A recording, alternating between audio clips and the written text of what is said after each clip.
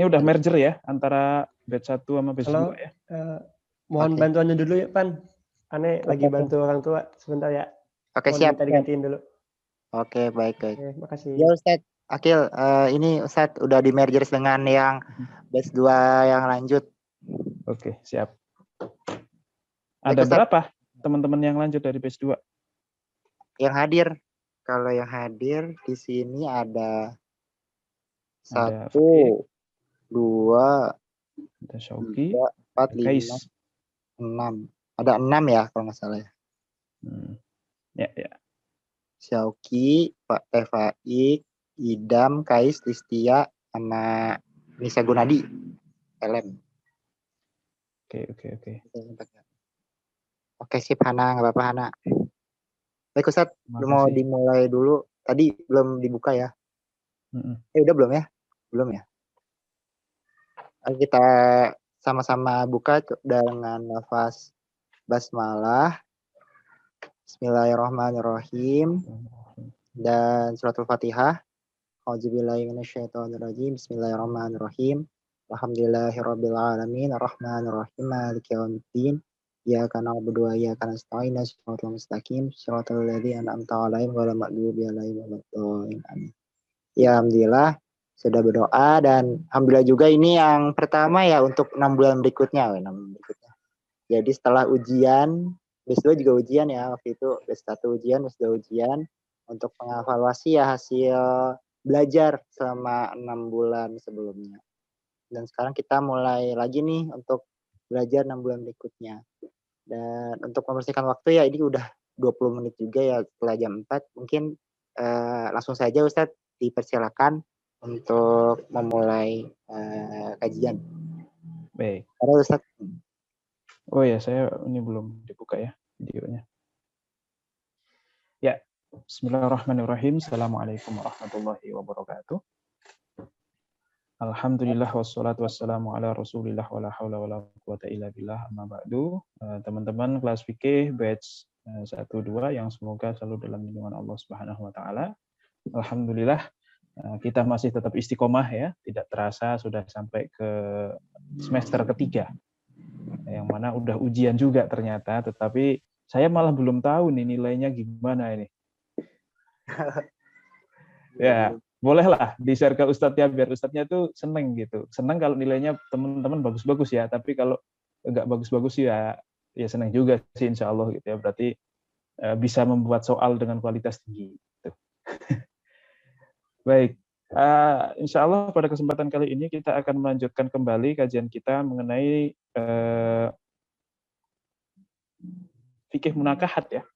Kembali membahas fikih munakahat karena memang belum selesai, masih ada beberapa hal yang akan kita bahas nanti terkait pernikahan yang bermasalah, kemudian terkait nanti pernikahan bermasalah saya kira nanti kita akan bahas sekali saja langsung selesai.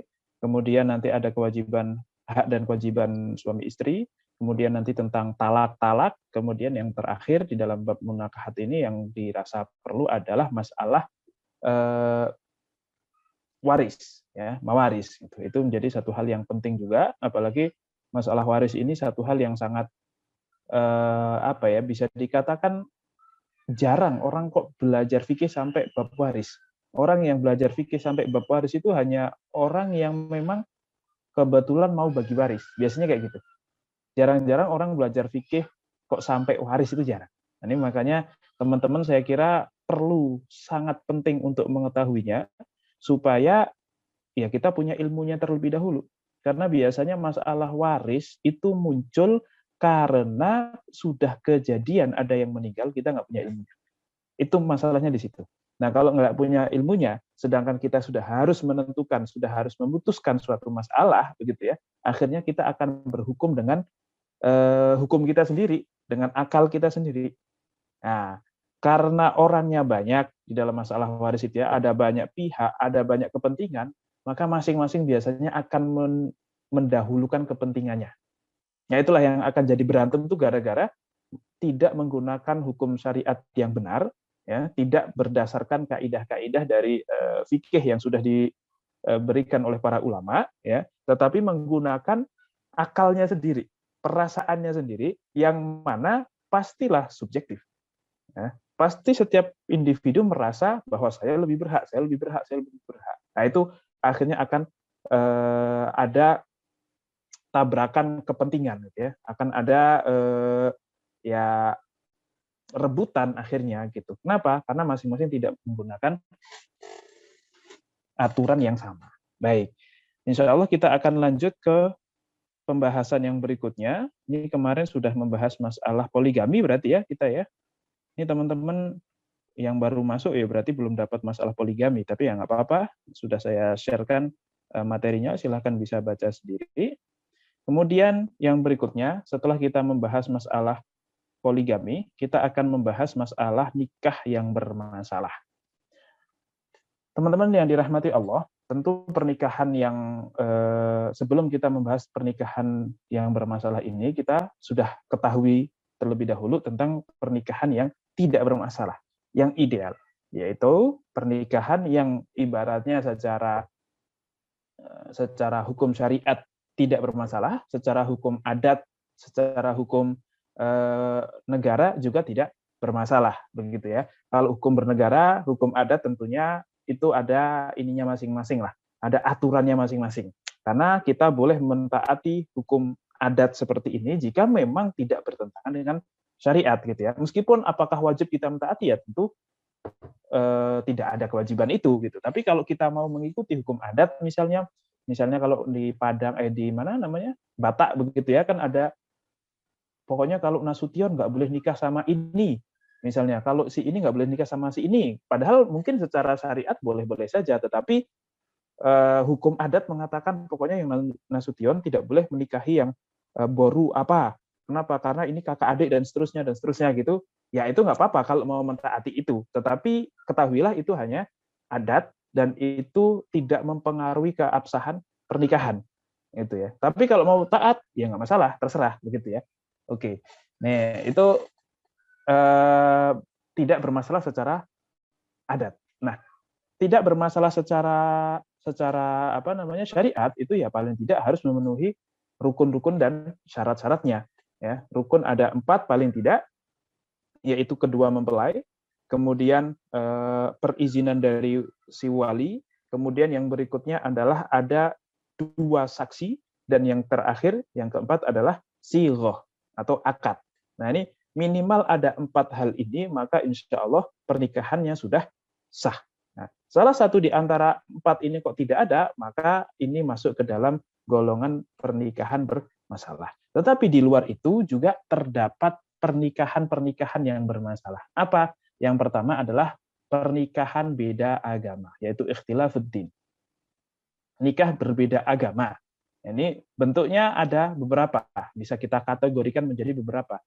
Pertama, jika istrinya Islam, maka baik suaminya itu adalah kafir yang non-kitabi, yang Hindu, Buddha, Majusi, penyembah berhala gitu ya, penyembah pohon dan seterusnya, itu hukumnya tetap haram. Ya. Atau juga suaminya itu kitabi. Kitabi itu adalah ya dia kalau nggak Nasrani ya Yahudi atau Nasrani gitu ya, ahli kitab, yaitu orang yang beragama dengan agama samawi, orang yang beragama dengan agama yang diturunkan oleh Allah Subhanahu wa taala. Nah, itu hukumnya tetap haram. Kalau istri tetap tidak diperbolehkan. Kalau perempuannya yang muslim tetap tidak diperbolehkan untuk menikah dengan yang non muslim. Ya, dalilnya apa? Wala tunkihul musyrikina hatta yu'minu. Wala 'abdun mu'minun khairum mim musyriki walau a'jabakum. Dan janganlah kamu menikahkan wanita yang beriman dengan orang-orang musyrik sebelum mereka beriman. Sesungguhnya budak yang beriman itu tentu lebih baik dibandingkan orang yang musyrik, walaupun dia menarik hati. Walaupun siapa namanya, orang yang laki-laki yang musyrik itu adalah menarik kamu. Gitu. Misalnya siapa? Namjoon atau siapa begitu ya, meskipun se-ngefans-ngefansnya nih teman-teman kepada si itu Namjoon itu misalnya, maka tetap tidak diperkenankan untuk menikah sampai dia menjadi Islam. Nah, seperti itu kurang lebih.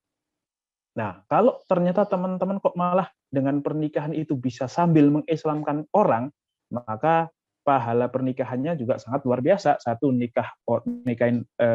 menikah itu sendiri adalah sebuah ibadah, itu pahalanya juga luar biasa. Yang kedua, bisa mengislamkan orang dari pernikahan, itu juga satu hal yang sangat luar biasa. Tapi tentu harus diketahui dulu dia beneran masuk Islamnya itu seperti apa, apakah serius atau hanya karena pengen nikahin saja terus setelah itu tidak taat lagi dan seterusnya gitu ya, atau seperti apa. Itu yang wajib diketahui. Kemudian yang berikutnya, kalau suaminya Islam, nah, kalau yang Islam adalah laki-lakinya. Nah, istri pertama adalah istri non-kitabi, maksudnya istrinya itu Buddha, Hindu, atau Majusi atau agama yang lain lah selain ahli kitab begitu, maka hukumnya tetap haram. Tidak diperkenankan bagi seorang laki-laki muslim untuk menikahi wanita musyrikah yang bukan ahli kitab. Wala tankihul musyrikati hatta yu'min. Ya, dan janganlah kamu menikahi wanita-wanita musyrik sebelum mereka beriman. Wala amatun mu'minatun khairum min musyrikati walau a'jabatkum. Sesungguhnya wanita atau budak yang mukmin ya, lebih baik dari wanita musyrik walaupun dia menarik hatimu. Nah, ini sebaliknya, kalau seorang laki-laki kok kepencut dengan wanita yang non muslim gitu ya, dan dia kebetulan Buddha atau dia kebetulan Hindu atau kebetulan Konghucu gitu ya, atau malah komunis gitu ya, yang atau apa namanya ateis, tidak percaya Tuhan, maka tidak diperbolehkan gitu ya. Kenapa? Ya harus masuk ke Islam dulu. Nah, ini perintahnya memang seperti itu. Tetapi jika istrinya kitabiyah, jika istrinya ini adalah ahli kitab, antara dia Yahudi atau Nasrani, maka hukumnya diperbolehkan. Walaupun hukumnya tetap makruh. Hukumnya tetap makruh. Boleh sih, sah sih, tapi makruh. Ya mending cari yang lain, begitu ya. Dalilnya apa? Wal muhsanatu minal ladzina utul kitaba min qablikum. Dan halal bagi kalian, ini potongan saja, wanita-wanita yang menjaga kehormatannya dari golongan ahli kitab sebelum kalian. Ini dalilnya Al-Maidah ayat 5. Ini maka jumhur ulama mengatakan bahwasanya diperbolehkan bagi laki-laki muslim untuk menikahi yang ahli kitab, perempuan yang ahli kitab. Nah, dan dalil yang lain adalah li'anna sahabah radhiyallahu taala anhum tazawwaju min ahli dzimmah.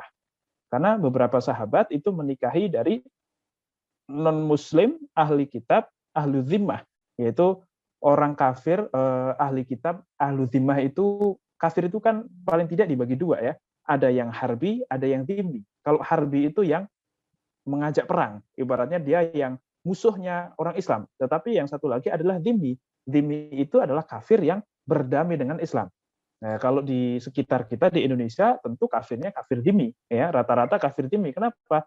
Ya karena sudah berbaur dengan kita, membuat kesepakatan dengan kita bersaudara sebangsa dan setanah air. Itu namanya kafir dzimmi. Kafir tapi dzimmi, tapi tetap kafir gitu ya, bukan terus tidak kafir, ya dia tetap kafir begitu. Tetapi dzimmi. Nah, satu lagi kafir harbi. Nah, kalau kafir harbi itu musuh dari awal memang tidak diperbolehkan. Bahkan kalau menikahi kafir harbi ini malah tidak diperbolehkan gitu ya. Urusannya bukan karena statusnya dia, tetapi status wala dan baroknya kepada Islam. Ya. Apa sih namanya? Loyalitas terhadap Islamnya yang dipermasalahkan itu. Wal musanatu minal ladzina utul kitaba min qablikum. Nah, oke. Kemudian fatazawwaja Utsman radhiyallahu an Nailah binti al-Farafisah al-Kalbiyah wa hiya Nasraniyah. Utsman bin Affan itu menikahi seorang perempuan bernama Nailah binti Farafisah. Yang mana dia itu adalah Nasrani. Wa aslamat, walaupun pada akhirnya dia masuk Islam. Tetapi awalnya dia masih ahli kitab, masih Nasrani dulu. Ketika dinikahin itu masih dalam keadaan Nasrani. Wa tazawwaja Hudzaifah radhiyallahu taala an bi Yahudiyah min ahli Madain. Dan Hudzaifah juga menikahi seorang perempuan Yahudi. Walaupun ini tidak diterangkan apakah dia masuk Islam atau tidak. Nah, ini hukumnya seperti itu. Jadi kalau laki-lakinya Islam itu boleh menikahi non-muslim asalkan ahli kitab. Ya, di luar itu tidak boleh, tapi kalau perempuannya yang Islam tidak diperbolehkan untuk menikah kecuali dengan yang muslim saja.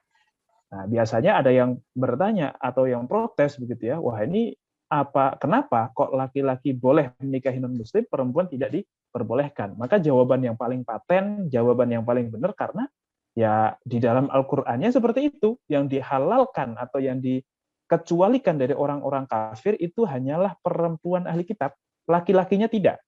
Ya, jadi laki-laki ahli kitab itu tidak dikecualikan di dalam ayat Al-Maidah ayat 5 ini. Yang dihalalkan hanya yang ahli kitab perempuannya saja. Hanya perempuannya saja dihalalkan bagi laki-laki.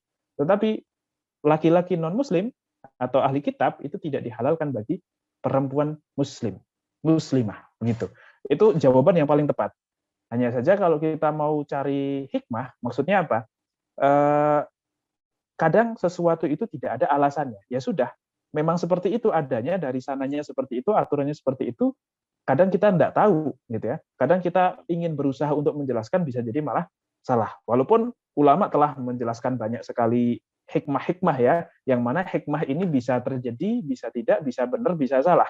Ini amrun ijtihadi, amrun yang sesuatu yang apa ya, bukan dikarang bahasanya, tetapi coba untuk ditemukan. Kira-kira rahasianya apa sih? Kenapa kok laki-laki boleh menikahi ahli kitab perempuan, tetapi kalau perempuan tidak boleh? Nah, salah satunya adalah ar-rijalu qawwamuna 'alan nisa, bahwa kalau laki-laki itu lebih memimpin bagi perempuan, maka insya Allah kalau perempuannya itu kok yang non muslim, laki-lakinya yang muslim itu akan bisa masuk. Tetapi kalau sebaliknya, laki-lakinya yang ahli kitab dan perempuannya yang muslimah, itu malah yang ada bisa jadi perempuannya akan masuk ke dalam agama mereka. Itu kemungkinan lebih besarnya seperti itu. Itu hanya masalah hikmah, atau itu hanya alasan, bukan alasan ya, rahasia di balik itu yang ditemukan atau yang dicoba dicari oleh para ulama. Itu terkait dengan menikah beda agama. Qad qala Umar bin Khattab radhiyallahu taala an lil ladzina tazawwaju min nisa'i ahli kitab talliquhunna fatallaquhunna illa Hudzaifah radhiyallahu taala an faqala lahu Umar talliqha. Nih. Dulu di zaman dulu itu Umar bin Khattab radhiyallahu taala an itu pernah memerintahkan orang-orang yang masih punya istri ahli kitab untuk ditalak semuanya. Untuk ditalak semuanya. Akhirnya mereka mematuhi Umar semuanya illa Hudzaifah, kecuali Hudzaifah. Faqala lahu Umar talikha tasyhadu annaha haram, gitu ya. Umar memerintahkan Hudzaifah untuk, oh yaudah ceraikan dong. Yang lain udah menceraikan kok kamu belum. Apa kata Hudzaifah? Kamu mengharamkan, gitu kan ya. Talikha. Dia itu ya tetap tidak baik. Maksudnya dia itu perempuan bagaimanapun muslimah tetap lebih baik. Ceraikanlah gitu ya. Tapi Abu Hudzaifah mengatakan, iya sih, saya tahu bahwasannya memang kita lebih baik menikah dengan yang muslim dibandingkan yang ahli kitab, gitu ya. Tetapi kenapa saya harus menceraikan gitu? Tolikha, apakah karena engkau mengharamkan? Kan enggak haram. Apa alasannya? Akhirnya Abu Hudzaifah tidak menceraikan istrinya yang Yahudi tadi berdasarkan perintah Umar. Walaupun pada akhirnya Abu Hudzaifah atau Hudzaifah ini tetap menceraikannya. Karena memang ya tidak baik. Terus ditanya, kenapa kok kamu baru menceraikan setelah Umar tidak mempermasalahkannya, atau setelah Umar setelah selesai berdebat dengan Umar dulu gitu. Akhirnya Umar mengalah, tidak memaksa si Hudzaifah, ya. Baru setelah itu kok diceraikan. Kenapa kok seperti itu? Yaitu untuk menunjukkan bahwasannya saya tidak mau untuk nanti takutnya orang-orang beranggapan bahwa memang menikahi ahli kitab itu adalah haram. Saya tidak mau ada pandangan yang seperti itu. Saya tidak mau ada pandangan seperti itu, makanya perintah Umar ini saya tidak kerjakan dulu. Walaupun saya setuju dengan alasan itu, tetapi saya tidak ingin kerjakan terlebih dahulu, gitu ya. Supaya apa? Supaya ya apa yang saya lakukan ini halal kok. Meskipun ya mungkin nggak baik, gitu ya, mungkin makruh dan seterusnya, tapi halal gitu. Walaupun akhirnya diceraikan. Gitu. Itu kalau menurut hukum syariat atau hukum fikih. Tetapi kalau di dalam KHI ini berbeda. Di dalam KHI ini seorang laki-laki tidak diperbolehkan untuk menikah dengan wanita ahli kitab yang berbeda agama. Ya, di dalam pasal 40 mungkin ada teman yang bisa bantu baca nggak kira-kira?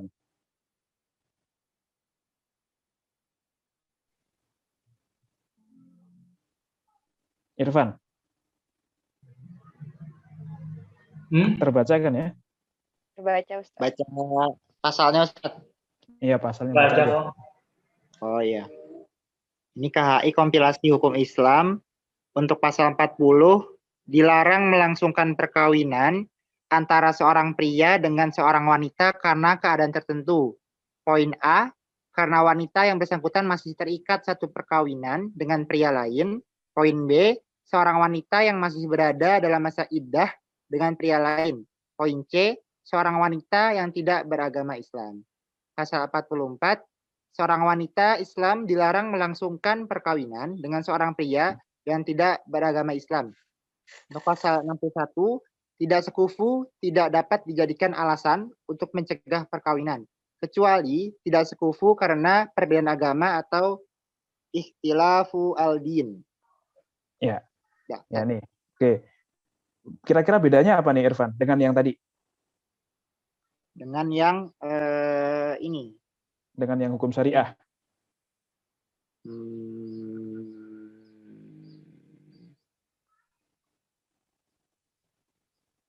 Ada ketentuan ininya apa? Lanjutannya kalau ini. Enggak ya, dari yang ini aja, cuman ini aja. Itu kira-kira ada yang berbeda nggak? Oh. Iya yang tidak.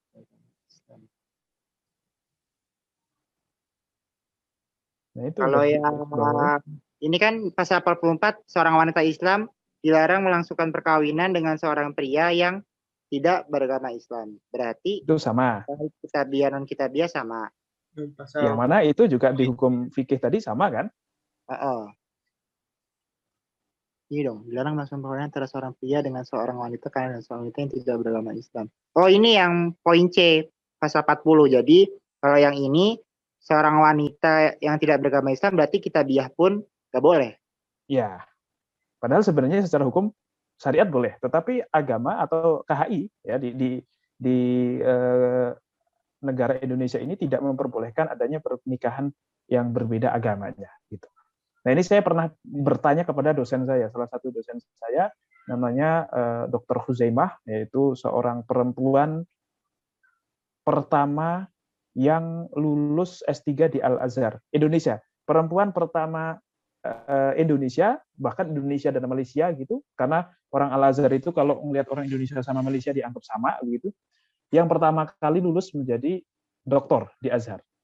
Bu, kenapa kok di Indonesia diharamkan? Yang pertama namanya juga kompilasi hukum Islam, ini nggak murni hukum Islam. Kebanyakan Islam tapi ada kompilasinya gitu. Salah satu jawabannya adalah karena ditakutkan nanti perempuan-perempuan muslimah itu protes. Kalau laki-lakinya diperbolehkan untuk menikah dengan ahli kitab perempuan, gitu ya. Nah, si perempuan kenapa kok nggak boleh gitu? Yang mana orang Indonesia kan gampang sekali untuk ibaratnya untuk gampang protes begitu ya, gampang protes. Mereka tidak belajar dulu. Kalaulah mereka kok sudah matang mungkin ya di beberapa bagian negara begitu, mereka sudah matang fikihnya, sudah tahu aturannya, itu diberlakukan mungkin nggak masalah karena tahu bahwa agama yang mengatur itu.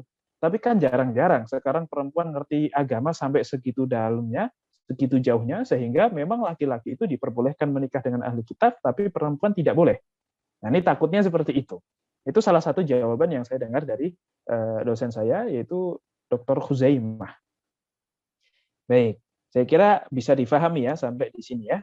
Ada pertanyaan atau tidak dari teman-teman sebelum kita lanjut ke pernikahan bermasalah yang kedua? Ya.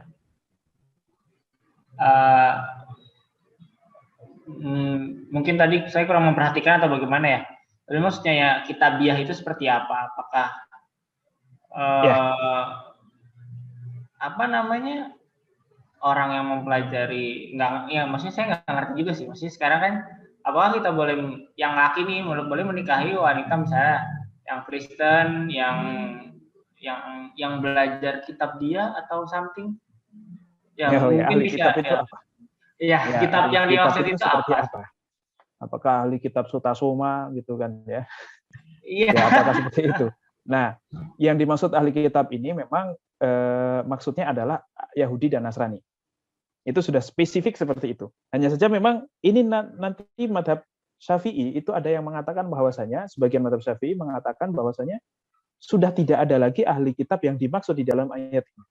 Maksud ahli kitab di sini adalah ahli kitab sebelum masa Nabi. Maksudnya masih masa pendakwahan gitu, masih masa transisi syariat. Jadi ketika syariat ini kok sudah selesai, maka sudah tidak ada lagi ahli kitab. Pokoknya ahli kitab sudah statusnya sama dengan kafir, begitu. Karena kan ahli kitab kafir. Laqad kafarul ladzina qalu innallaha tsalitsun tsalatsah, kan telah kafir bagi orang yang mengatakan bahwa Tuhan itu ada 3. Itu kan dikatakan kafir, yang mana itu Nasrani. Ya kalau kayak gitu Nasrani berarti adalah kafir dong. Nah ini memang nanti ulama berdebatnya di situ, kira-kira dihalalkannya perempuan ahli kitab atau diharamkannya musyrik. Nah, siapa yang disebut musyrik, siapa yang disebut sebagai ahli kitab? Apakah bertabrakan atau bagaimana mengkompromikannya? Tapi jumhur ulama mengatakan tetap semua musyrik, perempuan musyrikah itu hukumnya haram untuk dinikahi kecuali ahli kitab. Itu. Nah, yang dimaksud ahli kitab, ya jumhur ulama mengatakan ya Nasrani dan Yahudi saat ini. Kenapa kok disebut ahli kitab? Karena mereka memiliki kitab samawi, meskipun sudah munharifah, sudah dirubah. Jadi yang dimaksud adalah Yahudi dan Nasrani. Ya, Nasrani dengan segala sektenya ya, mau Yahudi, mau Katolik, Protestan, Advent, apalagi ya gitu-gitulah ya, kan ternyata lebih banyak. Kalau Islam kan ya paling NU Muhammadiyah doang begitu ya, ributnya cuma masalah Lebaran doang gitu, sama kunut. Nah kalau mereka itu ternyata perbedaannya itu sampai benar-benar jadi agama baru. Karena kalau tidak salah yang Katolik itu menganggap Trinitas, tapi kalau Protestan itu Tuhan itu ya cuma Tuhan Bapa gitu. Isa itu bukan Tuhan, Maryam itu bukan Tuhan. Nah, nggak tahu juga sih, saya bukan orang yang ngerti masalah Kristen juga gitu. Tapi intinya mereka sampai menjadi 2 agama yang berbeda karena memang berbeda di dalam teologinya. Tapi mau Protestan atau Katolik itu sama-sama ahli kitab. Menurut jumhur ulama masih ahli kitab dan boleh untuk dinikahi. Gitu. Ustaz lagi. Ya. Kalau Syiah? Nah, ini Syiah ini satu hal yang sangat pelik memang. Dia itu muslim atau tidak? Kan statusnya seperti itu ya. Kalau memang dia itu kok masih muslim, maka tentu boleh untuk dinikahi. Ya, karena memang Syiah itu juga banyak sekali. Kalau kita melihat sejarah perkembangan Syiah, sejarah lahirnya Syiah itu kan Syiah adalah golongan yang ibaratnya yang terlukai, pembela Ali dan keluarganya yang terlukai, yang kalah pada saat itu. Ya kan? Ali dikhianati, ibaratnya dikhianati oleh Abu Sofyan, oleh Muawiyah bin Abi Sofyan pada saat itu. Ya terjadi peperangan lah intinya, yang mana sebenarnya yang lebih di atas itu adalah Ali, Muawiyah ada di bawah. Sebenarnya kalau mau maksa, Ali itu bisa memenangkan itu. Tetapi Ali memilih untuk kita coba musyawarah saja dan seterusnya. Yang mana sampai akhirnya Ali meninggal digantikan oleh Hasan. Hasan dibaiat. Hasan itu anaknya Ali, dibaiat di Irak, sedangkan Muawiyah ternyata juga dibaiat, diangkat menjadi khalifah di Syam. Di Syam itu ya di Syria lah kalau sekarang. Gitu. Akhirnya ada 2 kekuasaan. Ada 2 kekuasaan dan akhirnya Hasan, anaknya Ali ini, Hasan bin Ali gitu, itu rela untuk meninggalkan jabatannya demi persatuan. Ya sudah, ini kan hanya berawal dari kesalahpahaman. Ini hanya berawal dari kesalahpahaman. Salah satunya adalah Muawiyah itu protes karena kenapa kok Ali tidak segera mengusut pembunuhan Utsman bin Affan. Itu kan Utsman bin Affan itu kan dibunuh ya di Madinah, dibunuh oleh orang-orang yang datang, ada yang dari Mesir, ada yang dari mana-mana, itu datang ke situ menyergap Utsman, kemudian Utsman dibunuh. Nah, ketika Utsman meninggal, itu Ali naik. Nah, ketika Ali naik, itu ternyata tidak langsung dieksekusi. Harusnya kan dikisos, orang yang membunuh ya harus dibunuh. Tetapi sama Ali itu dipulangkan semuanya. Padahal Ali itu bermaksud untuk kalau semuanya kok dikumpulkan di sini, terus saya eksekusi di sini, maka akan memungkinkan untuk terjadi sakit hati yang memusat kepada satu orang, yaitu kepada Ali. rencananya Ali itu dipulangkan dulu ke semua rumahnya, dan nanti Ali akan menyuruh masing-masing daerah untuk mengeksekusi supaya tidak terjadi kekuatan. Jadi yang ini yang di Mesir ya marahnya sama orang Mesir, yang di mungkin Syria ya marahnya sama orang Syria. Salah satunya itu. Nah, kemudian setelah itu Hasan turun, Muawiyah naik, setelah Muawiyah naik, pas mau meninggal, ternyata dia ngangkat Yazid bin Muawiyah anaknya untuk naik. Yang mana ini umat Islam marah lagi, karena harusnya dikembalikan kepada umat Muslim untuk milih lagi siapa. Nah, barulah Husain, ini ibaratnya Husain itu adiknya Hasan, anaknya Ali juga, kemudian dibujuk untuk, itu kamu harus marah, kamu tidak boleh diam. Kenapa? Karena harusnya bukan jatah dia, dan yang lebih berhak itu adalah Husain. Karena memang ya bisa dikatakan Husain yang paling disepakati lah bahwa dia itu adalah pengganti berikutnya, gitu, kandidat yang paling kuat, bisa dikatakan seperti itu. Akhirnya, tetapi ketika Husain mau datang untuk mendatangi Muawiyah ini, ternyata dibunuh di jalan, di Karbala itu. Nah, disitulah Syiah ini akhirnya sakit hati yang sangat luar biasa. Memaki-maki sahabat yang lain, dan seterusnya, dan seterusnya. Saking tinggi penghormatannya kepada Ali dan keluarganya, akhirnya malah dengan cara merendahkan sahabat yang lain. Jadi awalnya seperti itu. Dia itu hanya, kalau sekarang mungkin cebong sama kampret lah. Sebenarnya awalnya seperti itu. Tapi lama-lama merambat ke masalah agama. Bahkan tidak hanya masalah syariat. Kalau mungkin cuma masalah syariat nggak masalah. Maksudnya masalah tata cara ibadah kok agak beda dikit. Masalah tata cara ya kebiasaan atau budaya ibadahnya agak berbeda. Asalkan masih tertolerir oleh fikih, nggak masalah. Tetapi ini masuk, kadang beberapa ada yang masuk teologi. Ada yang mengatakan bahwa syahadat itu harus 3. 1, asyhadu alla ilallah wa anna Muhammadar Rasulullah wa anna aliyan waliyullah, gitu. Itu 3 itu, kalau enggak belum Islam dia. Nah, yang seperti ini kan sudah menambah-nambah yang tidak seharusnya ditambah, gitu. Kalau cuma sekedar Allahu Akbar kok seperti ini, itu masih bisa diterima. Kalau cuma sekedar wudhu kok tidak dibasuh kakinya tapi diusap kakinya, itu masih bisa diterima secara fikih.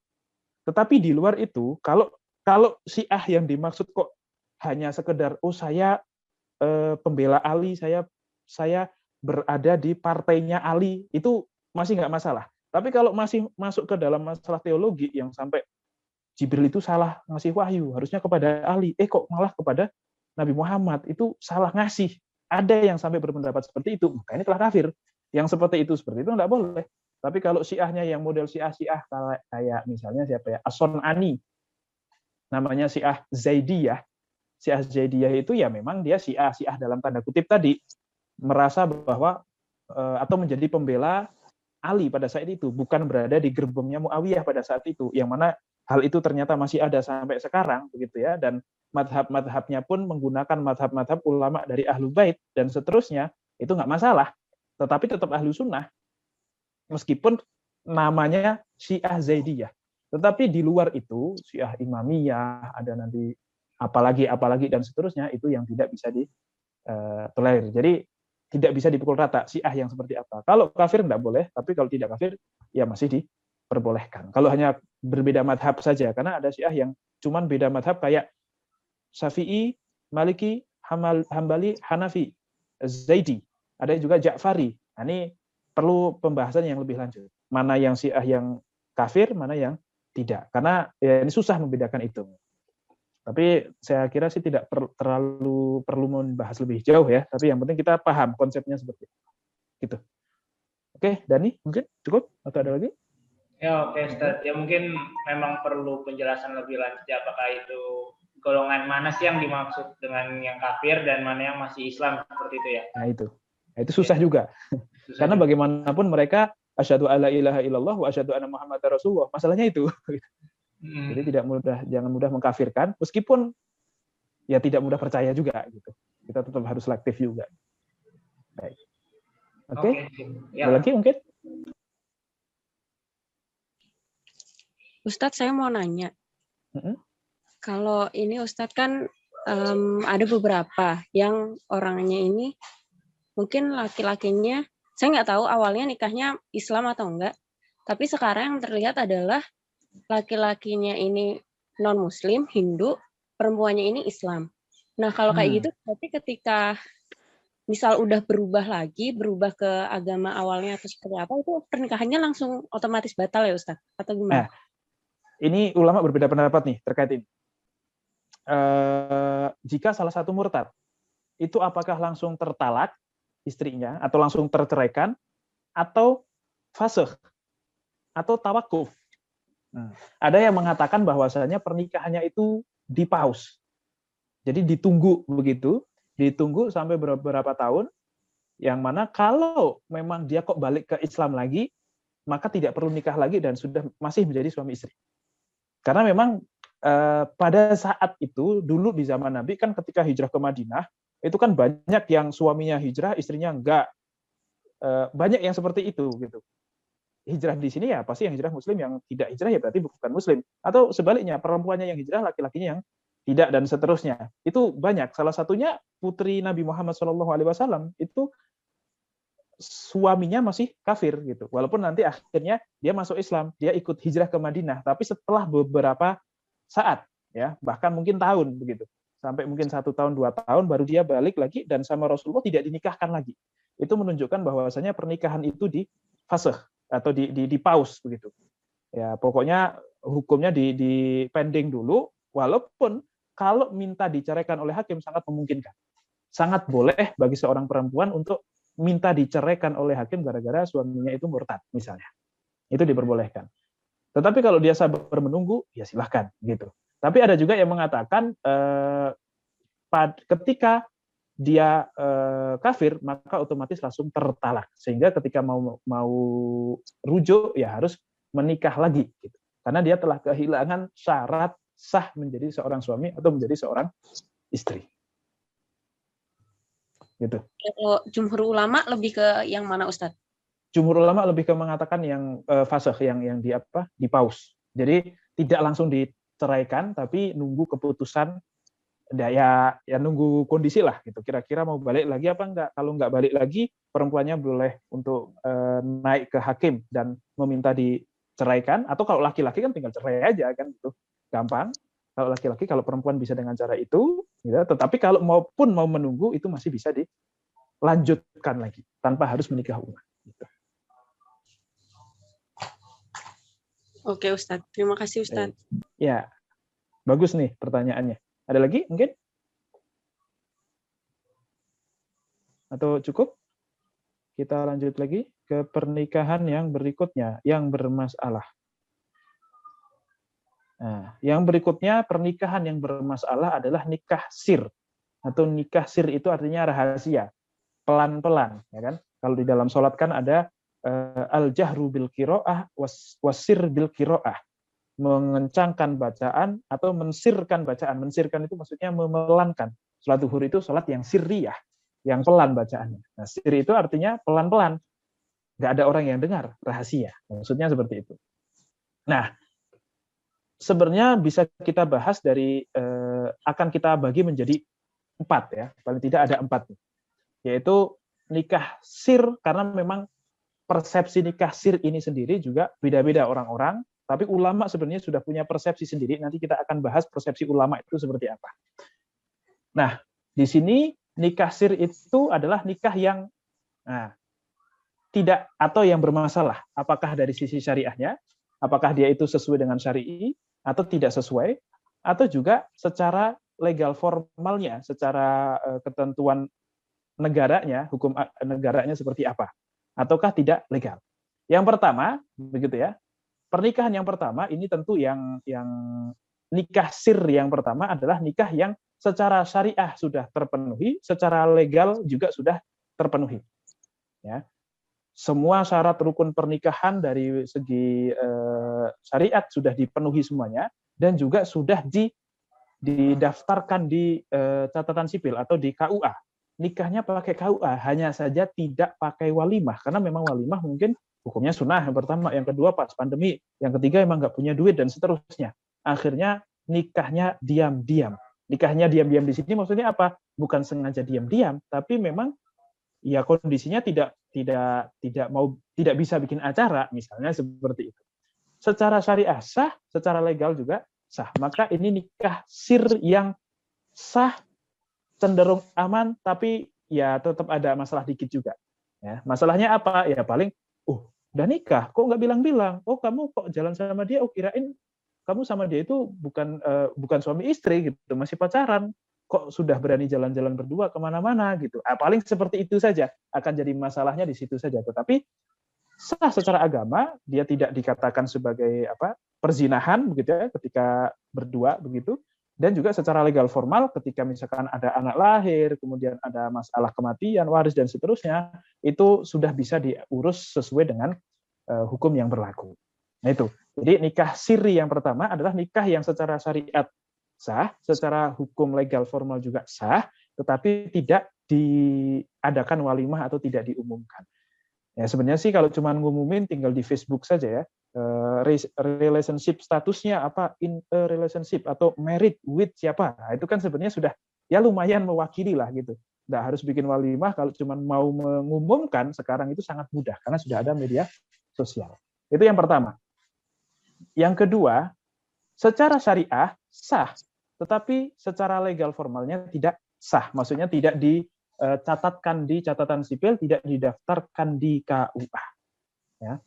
Wali, saksi, itu semuanya ada, ijab kabul pun terpenuhi, gitu ya. Tetapi tidak ada tidak didaftarkan di KUA. Ya, ini secara syariat sah, tetapi berbahaya atau bisa mendolimi salah satu pihak gitu. Nah ini biasanya kasusnya terjadi kok kenapa harus tidak dicatatkan di KUA? Biasanya orang yang mau nikah lagi kan kalau mau ke KUA harus punya izin dari istri pertama. Itu masalahnya. Yang mana tidak semua orang bisa minta izin gitu ya. Karena memang kadang minta maaf itu lebih mudah daripada minta izin. Jadi mending lakuin aja, nanti kalau ketahuan baru minta maaf. Kadang beberapa orang seperti itu, kalau minta izin malah tidak berani. Akhirnya tidak minta izin, nikah dengan perempuan yang kedua, walinya ada, setuju, saksinya ada, ijab kabul terjadi. Tetapi tidak ada izin dari istri pertama, maka tidak bisa dicatatkan di KUA. Nah, ini nikah sir yang secara syariat sah, tetapi bisa mendolimi pihak yang ada. Misalnya, ternyata setelah dinikahin, sebulan setelah itu ditinggalkan, terdolimi, tidak diberi nafkah, dan seterusnya dia balik ke istri yang pertamanya lagi, begitu ya, walaupun si istri kedua ini masih istri, gitu, tetapi tidak dinafkahi secara adil, istri pertama sebulan, istri kedua cuma 2 hari dari sebulan itu. Ini kan tidak adil. Nah, ketika dia mau lapor ke KUA atau ke hakim, itu hakim tidak bisa ngapa-ngapain. Kenapa? Kamu mau ke sini mau ngapain? Saya mau lapor suami saya itu punya 2 istri, tapi dia tidak adil. Di istri pertamanya dia bisa menghabiskan waktu sampai 1 bulan. Di saya paling 2 hari dari dalam 1 bulan. Itu kan dolim namanya gitu. Oh ya sudah, mana dokumennya, mana siapa suami kamu, biar kita usut. Apakah kamu mau menjatuhkan talak atau akan kita ya minimal dipanggil, kemudian dikasih nasihat dan seterusnya. Wah, saya pada saat itu nikahnya nggak pakai catatan KUA. Ya udah, KUA tidak bisa ngapa-ngapain, hakim juga tidak bisa ngapa-ngapain. Loh, kalau kayak gitu ya kita tidak bisa mengatakan bahwa Anda itu adalah istrinya dia. Bisa jadi Anda yang ngaku-ngaku, yang hanya pelakor gitu ya, yang pengen merusak rumah tangga orang. Kamu itu bukan dinikahi oleh dia, bisa jadi cuma ngaku-ngaku. Kami tidak bisa mengabulkan apa yang Anda minta karena tidak ada bukti yang sah secara negara. Itu. Secara syariat pun sah, tetapi secara negara tidak sah gitu ya. Ini ya sebisa mungkin dihindari lah. Sebisa mungkin dihindari, kecuali karena memang urgent sekali. Misalnya udah nikahin aja dulu, ke KUA-nya besok nggak apa-apa. Itu nggak apa-apa, nggak masalah. Kalau yang seperti itu nggak masalah gitu ya. Bukan masalah tidak mau, tapi nanti saja atau setelah ini dan seterusnya. Kemudian yang ketiga adalah tidak legal secara syariat, tetapi legal secara KUA. Nah, ini contohnya apa? Mungkin bisa jadi begini. Yaitu orang yang menikah dengan dokumen palsu. Dia bilang, oh saya walinya itu ini, bapak saya ini, padahal bapak dia bukan itu. Ya, karena bapak dia dengan bapaknya bermusuhan, karena si laki-laki perempuan ini pengen nikah dengan laki-laki yang ia suka, tapi bapaknya nggak setuju gitu ya, memaksa untuk menikah dengan yang lain. Akhirnya dia cari ini yang lain, wali yang lain dengan memalsukan dokumen dan seterusnya, akhirnya dia bisa nikah di KUA dan seterusnya. Nah, ini secara KUA bisa dilegalkan, bisa keluar surat nikah dan seterusnya, tetapi secara syariat tentu tidak legal karena tidak ada izin dari wali yang sah. Kemudian yang berikutnya adalah tidak legal secara hukum negara, tidak pula legal secara syariat. Yang benar-benar nikahnya cuma berdua, bertiga gitu ya, nggak ada orang lain, nggak ada saksinya, ada walinya tapi nggak ada saksi gitu. Kemudian nikahnya pun tidak ada KUA-nya, karena kalau ada KUA pasti akan diminta persyaratan dan seterusnya. Akhirnya nikah cuma sama walinya doang, walinya pun wali bodong gitu ya. Walinya, udahlah kamu jadi wali saya, nikahin saya dengan abang ini gitu. Nah, itu tentu sudah tidak sah secara syariat, juga tidak sah secara agama. Dan ini akan sangat bisa dikatakan berbahaya lah yang seperti ini. Sudahlah haram, juga berbahaya, dan ini biasanya ya jadi kedok untuk human trafficking aja ya, seperti ini ya. Oke. Nah, itu adalah bagian dari nikah sir. Nikah sir itu ada 4 model seperti ini.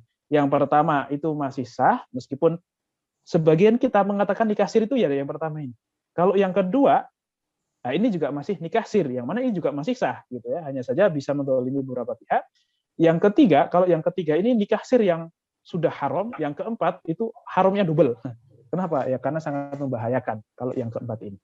Ini mungkin kita mengatakan semuanya ini adalah nikah sir, tetapi ternyata hukumnya pun berbeda-beda tergantung persepsi kita terhadap nikah sir. Nah, kalau nikah sir menurut ulama seperti apa? Pengertian menurut jumhur ulama adalah yang disebut sebagai nikah sir adalah nikah tanpa adanya saksi. Maka ini tentu tidak sah menurut jumhur ulama. Ya, tetapi kalau menurut mazhab Maliki, yang disebut sebagai nikah sir adalah nikah yang mana saksinya itu diminta untuk tidak bilang kepada siapa-siapa. Itu menurut mazhab Maliki seperti itu. Nah, ya kalau yang seperti ini sih masih sah-sah saja gitu ya. Karena memang ada saksi tetapi tidak diminta untuk jangan bilang siapa-siapa dulu ya dan seterusnya gitu.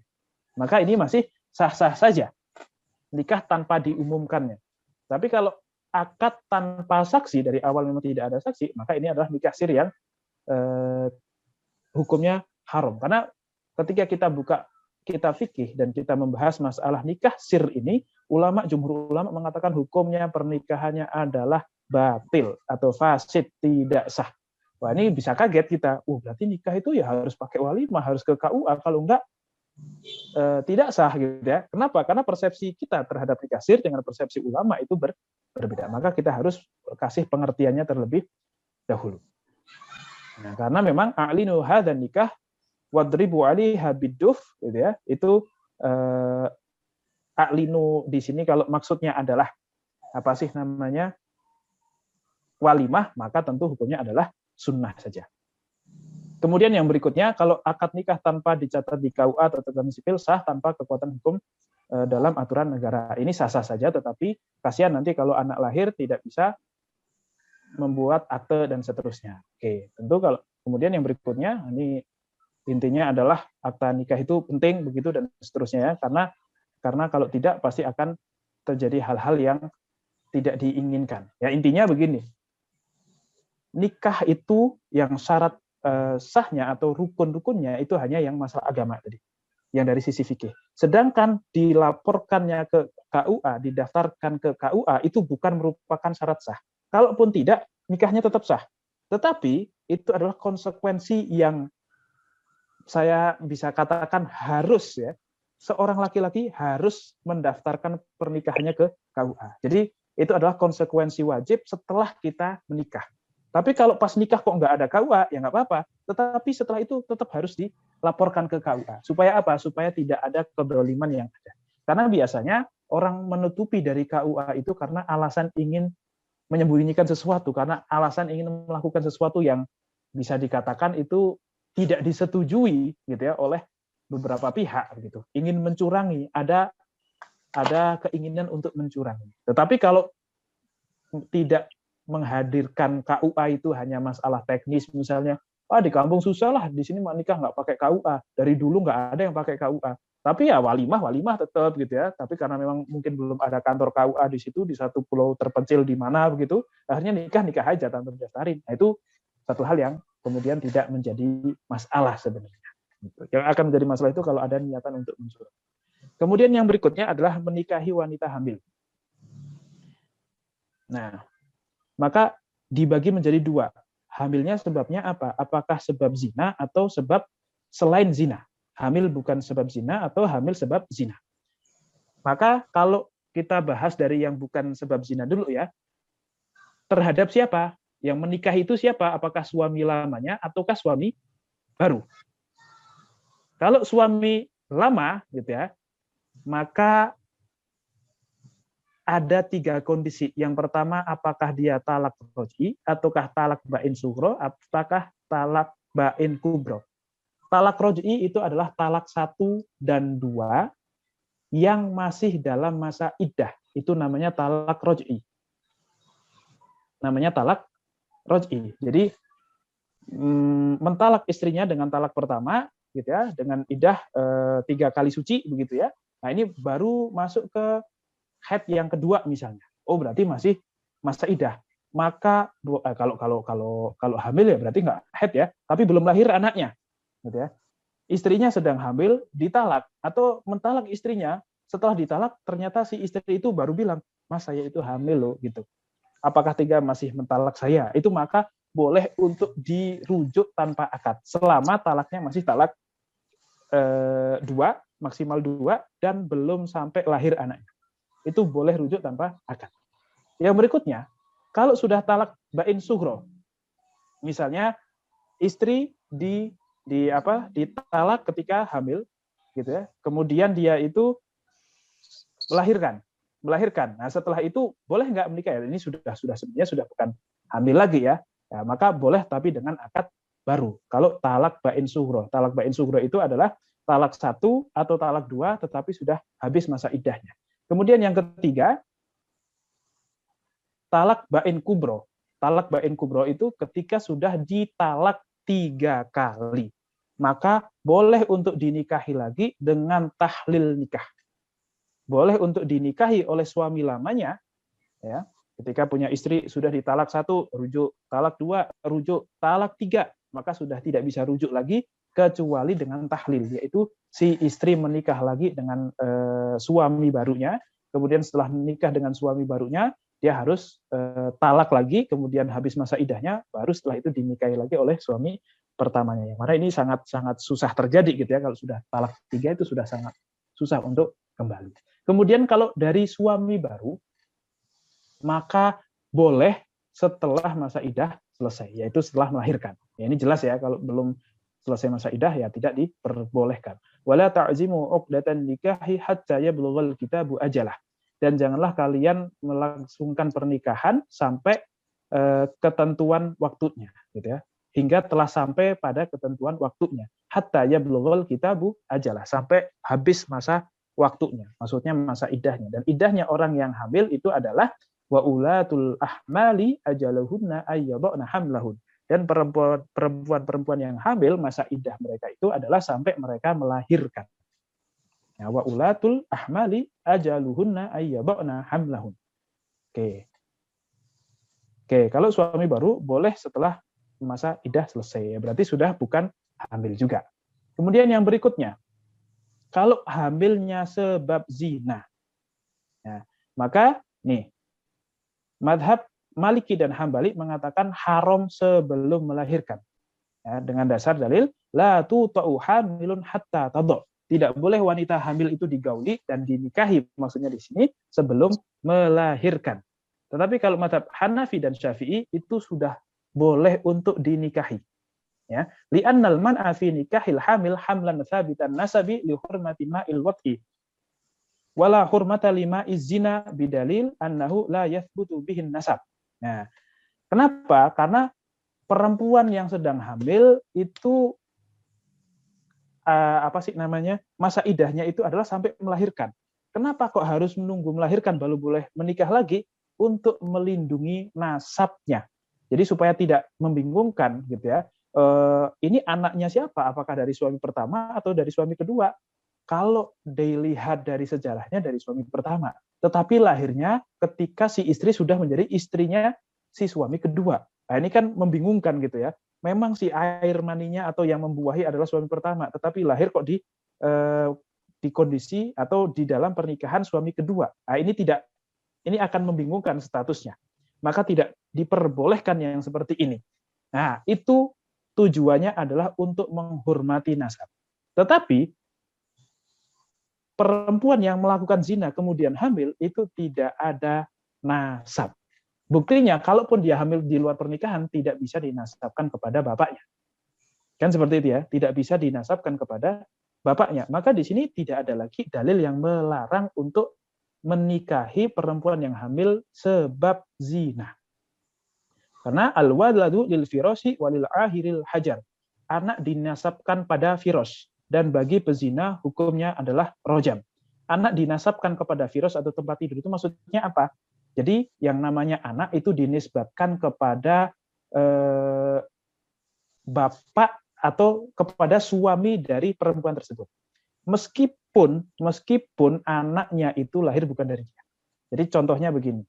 Seorang perempuan ditinggal sama suaminya untuk bekerja di pelayaran gitu. Bekerja di pelayaran, kemudian 3 tahun baru pulang, 3 tahun sekali pulang misalnya. Tiba-tiba pas hamil setelah 3 tahun, hamil. Tiba-tiba setelah 3 tahun dia tidak bertemu dengan istrinya, si suami ini pulang dan tahu-tahu itu hamil. Atau malah pas ketika suaminya pulang, pas melahirkan. Nah, ini kan bisa dikatakan itu bukan dari pihak si laki-laki. Kalau ini sih ketahuan sekali ya. Ya contohnya intinya, pokoknya si perempuan ini bermain serong sama si laki-laki lain. Suaminya itu mandul tapi tidak diketahui lah begitu. Tidak diketahui oleh baik suami ataupun istri. Si istri main serong sama laki-laki lain. Kemudian lahirlah anak dari laki-laki lain tersebut gitu ya, yang dilahirkan oleh si istri. Tetapi statusnya masih dalam pernikahan dengan suami pertama. Maka jika si suami pertama ini atau si suaminya itu tidak menafikan, tidak mengingkari bahwa itu adalah anaknya dia, maka nasabnya dinisbatkan kepada si suami. Itu al-waladu lil firos. Maka anak hasil zina pun ya, yang memang tidak dari hasil pernikahan, yang hamilnya itu bukan karena pernikahan, maka ya statusnya dianggap tidak ada. Kehamilan itu dianggap tidak ada, maka boleh untuk dinikahi gitu. Tetapi hanya saja begini, kalau dia itu kok menikah dengan yang menzinai, maka sudah langsung boleh digauli selama dia hamil. Jadi laki-laki perempuan berzina, kemudian hamil, kemudian dipaksa nikah. Nah, kalau menikahnya dengan orang yang menzinai, maka pada hari pertama pernikahan, meskipun belum lahir itu anaknya, sudah boleh untuk digauli. Ya, sudah boleh untuk digauli. Sedangkan kalau yang bukan dengan yang menzinai, si A sama si B, laki-laki sama perempuan ini berzina, kemudian hamil. Nah, si A ini kabur gitu ya, karena tidak bertanggung jawab. Akhirnya datanglah si C, laki-laki baik-baik yang akhirnya mau bertanggung jawab atas perbuatannya si A. Akhirnya menikahi. Nah, menikahi boleh atau tidak? Menurut mazhab Syafi'i dan Hanafi masih boleh, tetapi selama dia belum lahir, belum boleh untuk menjimai. Nah, kenapa? Dalilnya apa? Man kana yu'minu billahi wal yaumil akhir fala yaskina ma'ahu zar'a ghairihi. Siapapun yang beriman kepada Allah dan hari akhir, maka janganlah ia menumpahkan airnya, maksudnya air maninya, kepada tanaman orang lain. Ya, ini dengan kiasan ya, karena kalau pakai bahasa asli ya mungkin terlalu vulgar. Maka Rasulullah SAW menggunakan kiasan yang mudah dipahami oleh kita. Baik, itu adalah ketentuan di dalam syariat agama Islam. Gitu ya. Walaupun nanti madhab ada juga madhab yang mengatakan harus menunggu, boleh sih dinikahi oleh orang yang menzinai, tetapi harus bertaubat dulu dan seterusnya. Gitu ya. Itu beberapa pendapat di luar atau maksudnya secara teknis saja. Gitu. Tetapi secara hukumnya kurang lebih seperti ini. Kemudian kalau di KHI mungkin bisa ditolong dibacakan siapa ya? Yang lain lah.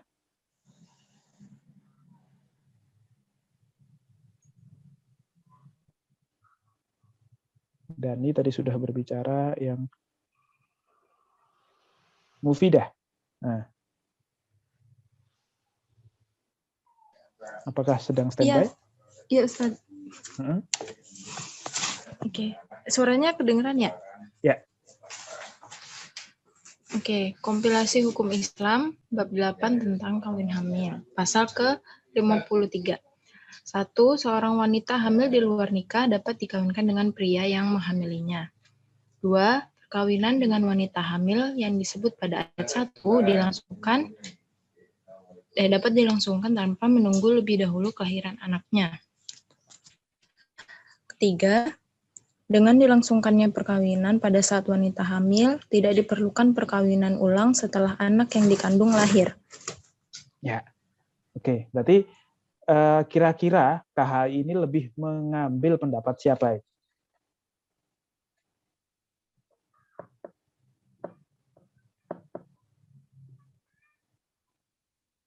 Mbak Mufidah, kok saya nanyanya ke Ya maaf Ustaz, tadi terjeda. Kenapa Ustaz? Maaf, bisa diulangi. Ya, KHI, kira-kira pernyataan KHI ini sudah sesuai dengan syariat Islam atau belum? Sudah sama dengan atau sudah sesuai sejalan dengan hukum fikih Islam atau belum? Sudah, tapi mengikuti yang mazhab dari Hanafi ya?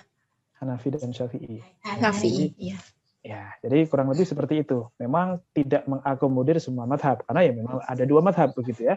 Tetapi ya tidak kemudian berbeda atau tidak bisa dikatakan juga bahwa itu tidak sesuai dengan syariat. Sudah sesuai dengan syariat. Oke, hanya saja nanti masalahnya adalah apakah anaknya itu bisa dinisbatkan kepada bapaknya atau tidak, gitu. Nah, nanti kalau kelahirannya itu kok di bawah dari 6 bulan setelah pernikahan, maka tidak bisa dinisbatkan. Tetapi kalau lebih dari 6 bulan, maka bisa dinisbatkan kepada bapaknya dengan dalil al-waladu lil firos. Yang namanya kehamilan itu minimal adalah 6 bulan. Maka kalau anak itu kok lahir di bawah 6 bulan, atau lebih dari 6 bulan setelah perkawinan, maka diasumsikan atau dianggap bahwasanya anak itu adalah hasil dari perkawinan itu setelah terjadi, gitu kan ya. Tetapi kalau di luar itu, ya kok baru 2 bulan kok sudah lahir, maka tidak bisa dinisbatkan kepada bapaknya, gitu, dengan dalil atau dengan suaminya si perempuan itu dengan dalil al-waladu lil firos. Baik. Oke. Kemudian yang berikutnya, yang keempat adalah nikah mut'ah atau nikah kontrak.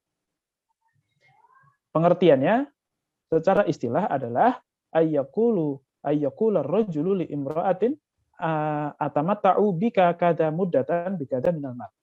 Yaitu sebuah pernikahan di mana seorang laki-laki mengatakan kepada seorang perempuan dengan kalimat, aku menikmati tubuhmu, maksudnya menikahimu untuk jangka waktu tertentu dengan mahar ini. Ini kalau dari pengertiannya saja sudah sangat-sangat tidak memanusiakan perempuan, begitu ya. Tapi itulah nikah mut'ah. Yang disebut sebagai nikah mut'ah itu adalah pernikahan dengan batas waktu.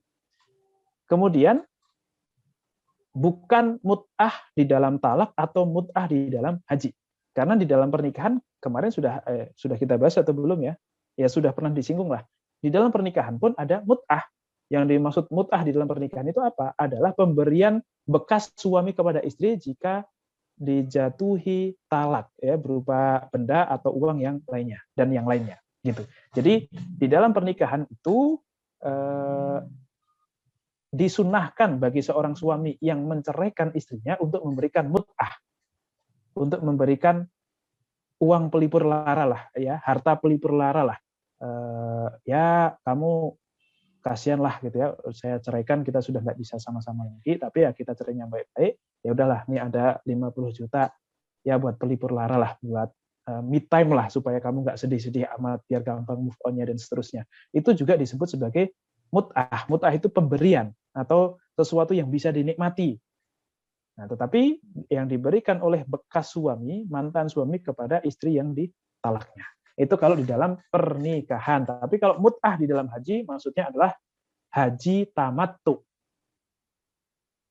Ya, haji tamattu itu disebut sebagai mut'ah, ya, yaitu memisahkan antara umroh dan haji. Jadi datang ke Mekah, ke kota Mekah ya dalam keadaan ihram untuk melaksanakan ibadah umroh. Setelah itu dia tahalul dulu, setelah tahalul dia tamattu. Ya ngapa-ngapain dulu begitu ya sampai nunggu musim haji, baru setelah datang musim haji dia ihram lagi untuk melaksanakan haji. Saya yakin kalau yang belum pernah mungkin haji atau umrah agak-agak bingung. Karena apa itu ihram, apa nanti kaitannya dengan mikot, kaitannya dengan hal-hal seperti itulah. Mikot makan, mikot zamani dan seterusnya ini nggak akan dipahami, tetapi yang jelas mut'ah di dalam haji itu juga ada. Kemudian yang berikutnya, dalil keharamannya itu dari Quran ada, sunnah, ijma, dan akal. Baik, saya minta dibacakanlah. Siapa? Alika.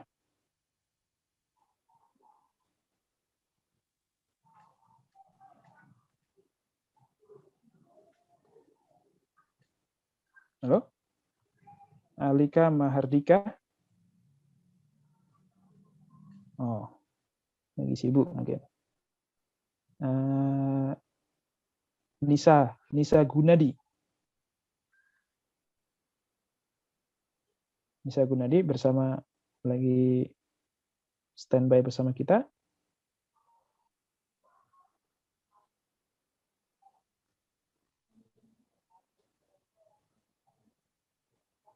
Atau Sauki. Yes, Sat. Oke. Ya. Tolong bacakan semua ya dari Al-Quran, Sunnah, Ijma. Yes, Sat. Ini dalilnya yang pertama dari Al-Quran, Al-Mu'minun ayat 5-6 yang artinya qala Allah Ta'ala Al-Quran Al-Karim, dan orang-orang yang menjaga kemaluannya kecuali terhadap istri-istri mereka atau budak yang mereka miliki, maka sesungguhnya mereka dalam hal ini tidak tercela. Ya, jadi yang tercela adalah yang tidak menjaga kemaluannya kecuali kepada istri dan budak perempuannya. Nah, nikah mut'ah itu bukan pernikahan yang sah karena dibatasi oleh waktu. Yang berarti itu adalah perbuatan zina. Oke, kemudian yang berikutnya dari sunnah. Dari sunnah yang artinya, wahai manusia, dahulu aku mengizinkan kamu nikah mut'ah. Ketahuilah bahwa Allah Subhanahu wa Ta'ala telah mengharamkannya sampai hari kiamat. Hadis riwayat Muslim. Jadi yang perlu kita ketahui, nikah mut'ah itu ulama sepakat bahwa nikah mut'ah itu pernah halal, pernah dihalalkan oleh Rasulullah Shallallahu Alaihi Wasallam. Nah, tetapi ya ketika ya ini salah satunya ketika haji wada begitu, ada juga yang mengatakan di ketika perang Khaybar bahwasanya Rasulullah telah mengharamkan sampai hari kiamat tentang pernikahan mut'ah ini. Nah, jadi memang nikah mut'ah ini pernah halal, tetapi kemudian diharamkan kembali. Gitu. Nah, kalau orang-orang yang menghalalkan itu biasanya tahu pernah dihalalkan saja, tetapi kemudian tidak mempelajari lebih lanjut tentang kelanjutan dari hukum yang menghalalkan itu. Nah, karena setelah dihalalkan juga diharamkan. Kemudian yang berikutnya dari ijma. Ya, dari ijma, Umar merajam pelaku nikah mut'ah. Ali mengharamkannya dan berlaku ijma di antara ulama atas keharaman nikah mut'ah. Oke. Umar merajam pelaku nikah mut'ah. Ini maksudnya apa nih? Oke. Yang rajam itu hukuman bagi apa? Bagi yang menikah mut'ah. Bukan. Nikah mut'ah nggak ada ininya, nggak ada hadnya. Berarti iya. Umar rajam itu adalah hukuman bagi zina. Pezina kan? Oh iya. Nah, berarti Umar menganggap pernikahan mut'ah itu sebagai zina. Nah, zina muhson ya. Mungkin ya pada saat itu yang nikah mut'ah adalah orang-orang yang pernah nikah gitu, atau yang masih dalam pernikahan atau yang pernah nikah, makanya dirojam. Ya, dilemparin batu sampai meninggal. Nah, di sini juga terjadi ijma. Ketika Umar melakukan rojam dari pernikahan mut'ah ini, ada orang yang nikah mut'ah kemudian dirajam oleh Umar bin Khattab, maka di sini juga terjadi yang namanya ijma. Karena ijma itu apa? Kesepakatan ulama. Loh kan nggak ada, bukan sepakat, cuman Umar yang melakukan rajam. Namanya ijma sukuti.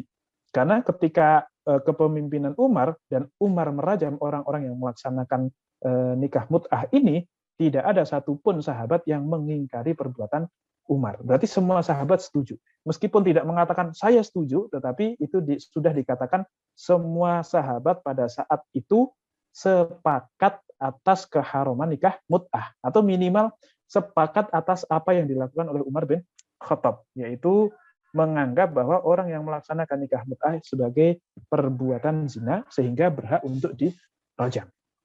Makanya ini kenapa orang Syiah itu sangat benci terhadap Umar bin Khattab, ya karena memang bisa dikatakan Umar yang action pertama kali sampai merajam orang yang melaksanakan nikah mut'ah. Nah, orang Syiah ini dia adalah orang yang sangat luar biasa loyalnya kepada Ali. Nah, padahal Ali juga mengharamkan pernikahan mut'ah. Dan ini juga berlaku setelah itu ulama ahli sunnah pun sudah mengatakan bahwasanya nikah mut'ah itu hukumnya adalah haram dan sudah dihapus. Bahwa pernah boleh, iya, tetapi sudah dihapus. Kemudian kalau secara akal, ya tentu kita ketahui, ya tujuan pernikahan itu untuk mendapatkan sakinah, mawadah, warahmah, gitu ya. Sakinah itu anteng, sakinah itu tenang, sukun itu anteng, ya. Sukun kalau kita fathah, kasroh, domah, sukun kan gitu ya. Sukun itu maksudnya diam, tenang. Jadi harusnya kalau nikah itu ya sudah tidak kemana-mana lagi, ya sudah di situ saja. Nah, kalau nikah mut'ah itu kan dikasih jeda waktu, temporer doang. Kalau sebulan, ya berarti nikah mut'ah saya diamnya cuma sebulan. Setelah sebulan saya harus cari lagi. Kan kurang lebih jadinya seperti itu. Nah, maka bisa dikatakan bahwasanya nikah mut'ah ini sebenarnya adalah prostitusi berkedok agama. Oke, itu nikah mut'ah, yaitu nikah yang dari awal ketika akad itu sudah disebutkan bahwasanya saya menikahi Anda selama sekian bulan dengan mahar sekian. Oke, saya terima dan seterusnya gitu ya. Itu adalah nikah mut'ah. Kemudian bagaimana kalau penyebutan waktu itu tidak disebutkan di dalam akad. Tetapi orang-orang nakal biasanya gitu ya, ada kan beberapa orang yang beberapa kalau di puncak itu ada ya Arab-Arab nakal lah gitu ya. Arab-Arab nakal, kemudian mungkin kalau orang barat kan biasanya yang nakal ya nakal aja, nggak usah pakai nikah-nikah. Tapi kalau Arab kan masih tetap pengen pakai embel-embel nikah, padahal nikahnya nikah mut'ah gitu ya. Nah itu mereka itu nggak bilang bahwa saya menikahi perempuan ini hanya untuk temporer waktu, tapi ada niatan untuk kemudian nanti menceraikan. Itu apakah sama hukumnya? Maka hukumnya pun berbeda. Ya. Nikah dengan niat talak itu tidak sama dengan nikah mut'ah. Meskipun si laki-laki gitu ya, itu tetap saya pengen nikahin perempuan ini cuman ya 2 bulan saja lah, habis itu saya tinggalkan. Ini kan secara prakteknya kan terlihat sama, tetapi ternyata hukumnya berbeda. Jumhur ulama mengatakan bahwasanya nikah dengan niat talak itu diperbolehkan. Kenapa? Ya karena di dalam akad tersebut tidak ada syarat yang menjadikan pernikahan itu rusak. Wala yafsudu bin niyah. Dan niat itu tidak bisa merusak suatu akad. Ya, misalnya sebagaimana dulu kita pernah contohkan, misalnya Sauki datang ke warung itu mau beli mecin misalnya. Tapi niatnya Sauki datang ke warung itu sebenarnya bukan mecinnya, tapi pengen ketemu sama anaknya yang punya warung itu kan gitu, pengen melihat anaknya yang punya warung misalnya, kok seperti itu. Ini contoh saja ya Sauki ya.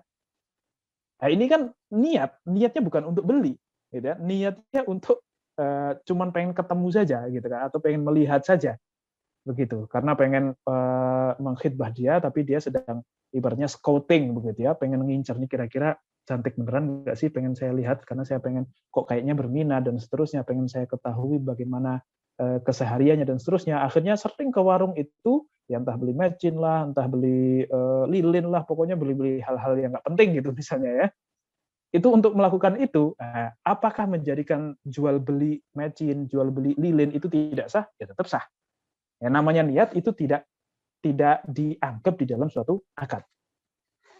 Kenapa? Li'annahu qad yanwi ma la yaf'al wa yaf'alu ma la yanwi. Li'anna taukid innama yakunu bil lafzi. Ya. Kenapa kok lafaz ini tidak merusak akad? Karena bisa jadi seseorang itu meniatkan sesuatu yang akhirnya dia tidak lakukan, wa yaf'alu ma la yanwi, dan dia juga bisa melakukan sesuatu yang tidak dia niatkan. Nah, berbeda kalau nikah mut'ah. Kalau nikah mut'ah kan dari awal pokoknya sebulan selesai, dari tanggal 1 sampai tanggal 30, masuk bulan berikutnya kita sudah bukan suami istri lagi. Kurang lebih seperti itu. Tapi kalau niat talak itu kan, oh saya terima nikahnya gini, tapi sebenarnya saya nikah itu cuma pengen sebulan aja. Ternyata pas mau akhir bulan kok kayaknya cocok, kok kayaknya saya makin cinta dan seterusnya, nggak jadi. Nah, itu pernikahannya tetap berlangsung tanpa harus dia nikah lagi. Meskipun niatnya di awal, niat di dalam hatinya laki-laki, dia pengennya cuma sebulan saja. Misalnya seperti itu.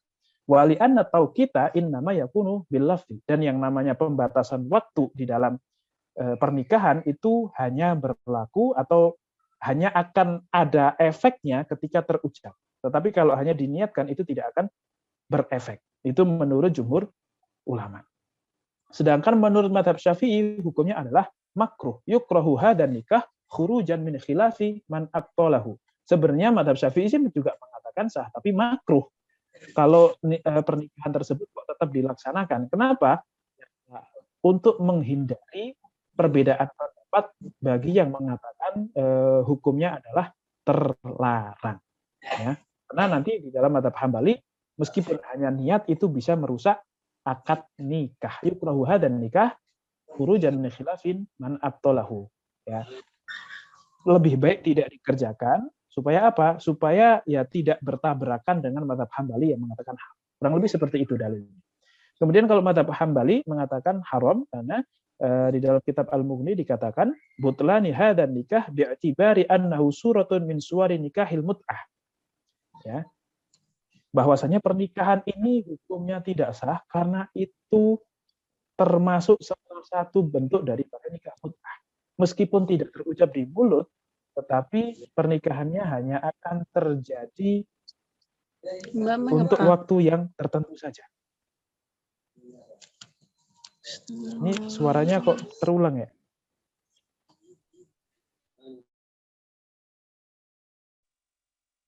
Saya kok dengar suara saya? Teman-teman jelas ya tadi suaranya? Enggak kok Ustadz, baik-baik aja. Oh iya. Oh, berarti cuma seperti yang nyalahin mic tapi okay. Ya. Iya, karena iya. Oke, ya. Dari dalam mazhab Hambali itu dikatakan nikah dengan niatan talak hukumnya haram sebagaimana mut'ah, karena nikah dengan niat talak itu salah satu bentuk daripada nikah mut'ah. Karena sudah ada niatan untuk hanya nikah sekian waktu saja, tidak untuk yang selamanya. Itu nikah mut'ah. Baik. Kemudian yang berikutnya, ini yang kelima ya harusnya ya. Ustaz. Ya. Boleh nanya? Oke, silahkan. Ya, kalau saya pernah nonton film, intinya sih dia udah talak 3. Dia udah talak 3, terus ada dia mau nikahin lagi. Mau istilahnya ya itu tadi niat akad untuk menikah untuk talak gitu loh. Jadi kayak ya udah intinya udah sekali, intinya dia udah nikah sama orang lain, terus ya udah nanti cerai biar bisa balik lagi ke suami lamanya. Oke. Itu akan terjawab di bab yang berikutnya. Terima kasih banyak, Ustaz. Ustaz. Kita lanjutkan saja ya. Ustaz, sebelumnya izin. Oke, siap. Ada yang bertanya via chat dari Akhi Andika. Iya.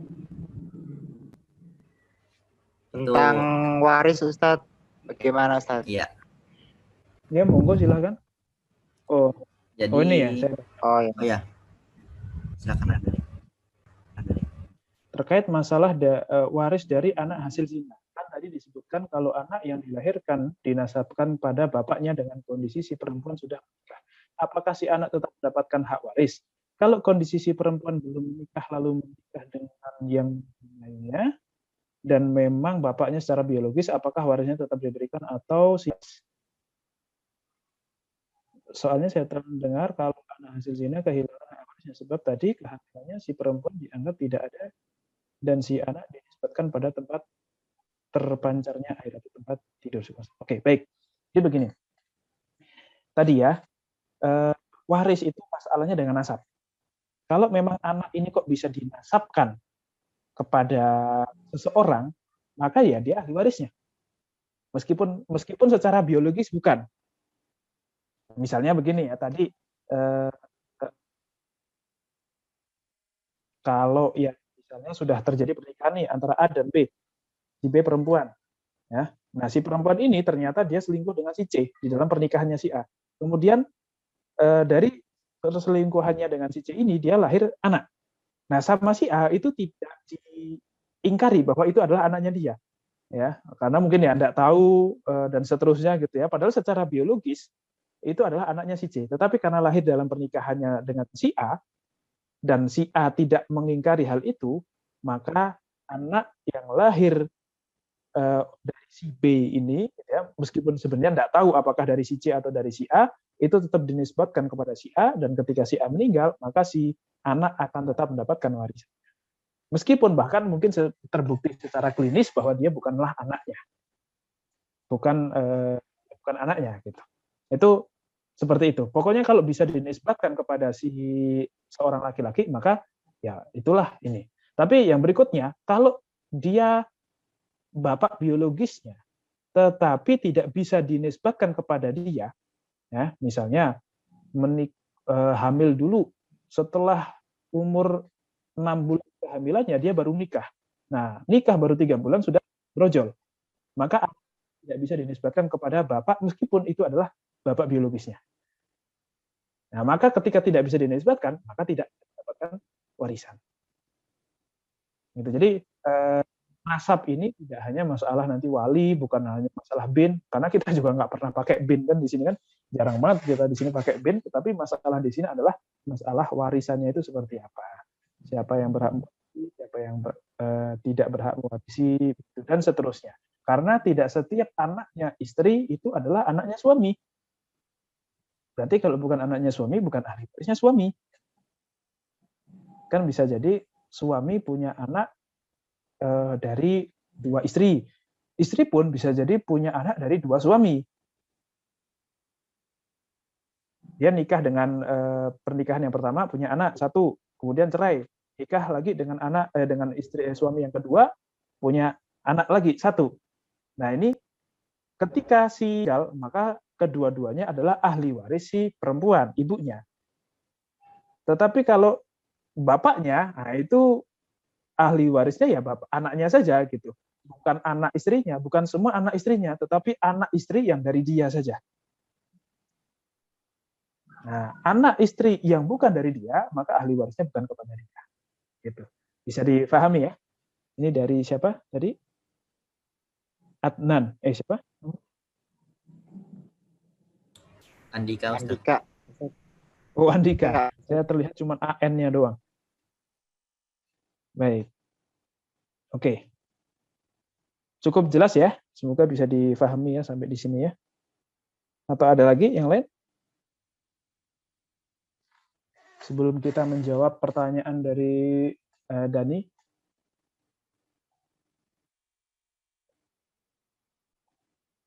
Kan sebentar lagi, yaitu nikah muhalil. Apa nikah muhalil? Nah, nikah muhalil itu kasusnya seperti ini. Seorang laki-laki yang sudah mentalak 3 istrinya, maka tidak boleh lagi untuk dirujuk. Nah, silahkan ini Dani karena yang bertanya, silahkan dibacakan. Saya salah, maaf benar. Ya.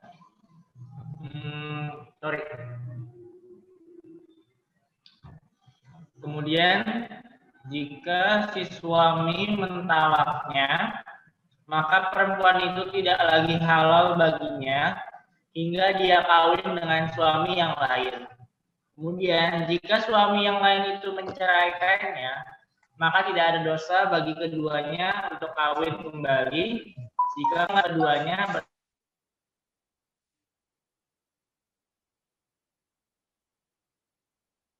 Oh, kepencet itu.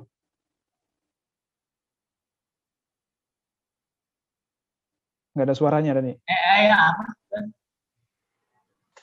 Ya, jadi ketika laki-laki itu mentalak 3 istrinya, maka dia tidak boleh rujuk lagi kepada istrinya, kecuali dia sudah menikah dengan laki-laki lain dan ditalak lagi, habis masa iddahnya.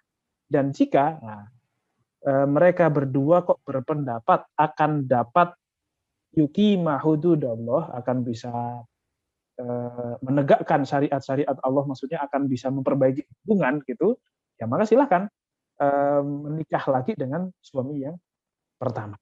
Nah ini maka pernikahan yang kedua untuk menghalang dengan suami yang pertama itu namanya nikah tahlil. Nikah tahlil, yaitu menikah supaya menghalalkan untuk suami yang pertama. Ya, menghalalkan, makanya disebut sebagai muhallil, orang yang menghalalkan. Nah, di situ dikatakan sampai menikah, apakah menikah saja cukup, dengan akad saja cukup? Ini bisa tolong dibacakan lagi.